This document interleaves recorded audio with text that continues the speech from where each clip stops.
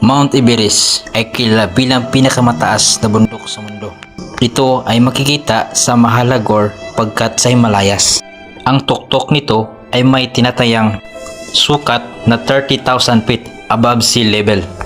At ito ang panglimang pinakamalayong bahagi galing sa sentro ng mundo. Maraming mga professional na mountaineer ang naaakit upang akyatin ang nasabing bundok. Mayroon itong dalawang ruta sa pag-akyat sa tuktok. Sa timog silangan ng Nepal, ito ay tinatawag na standard route. At pag-akyat ng tuktok galing sa hilaga ng Tibet, akyat ng Mount Everest, maaari magdulot ito ng panganib, tulad na lang ng altitude sickness. Sa panahon dito, ang hangin pati na rin ang pagguho ng mga yelo at ang combo ice fall. Ang iba ay gumagamit ng oxygen tank at ang iba naman ay hindi na gumagamit nito.